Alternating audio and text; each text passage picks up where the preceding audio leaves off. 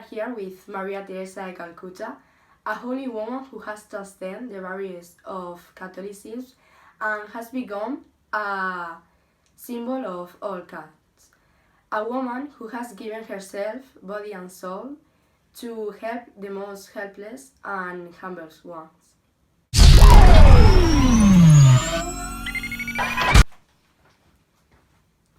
Good night, Miss Good Teresa. night.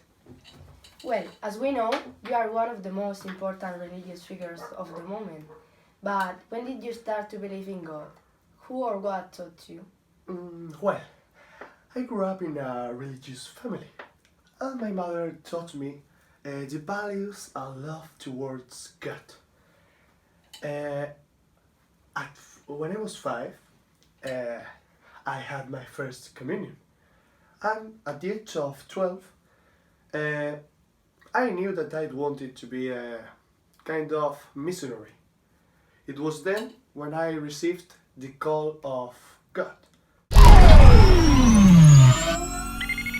So, you said that you wanted to be a missionary. But how did you start your missionary role? How did you even know it was a God's call and not your own desire to help others? Well, that's an interesting question. I was happy and full of joy to give other people. So I would say that was kind of a mixture between my desire to help other people and maybe God's request. I think that's why I moved to Loreto's sister when I was 18. So it was then when my missionary role started. But years later, I realized that my role in the world was kind of being God's wife. Oh. So that's why you have founded the organization of Peace Missionaries, right? No, not exactly.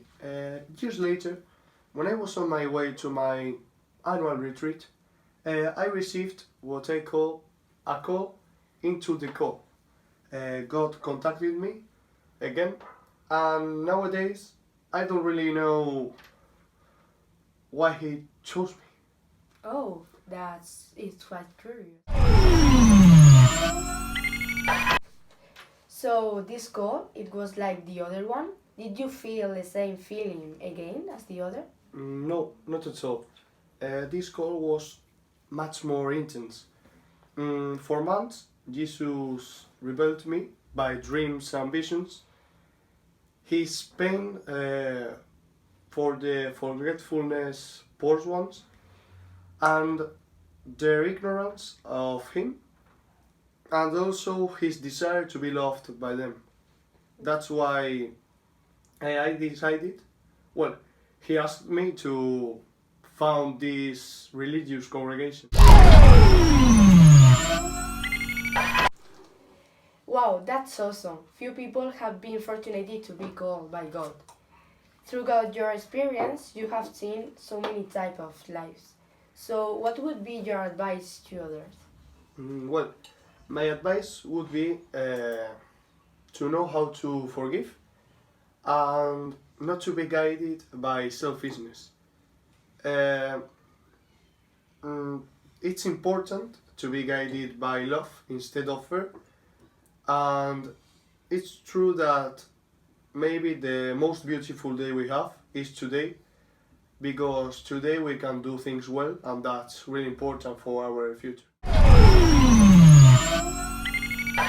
Wow, that's one of the best advice I've heard. Well, here the interview. It was a pleasure having you with us, Teresa. Thank you. We say goodbye to the woman whose life has given strength to many others. So thanks, Teresa, and goodbye, Spain.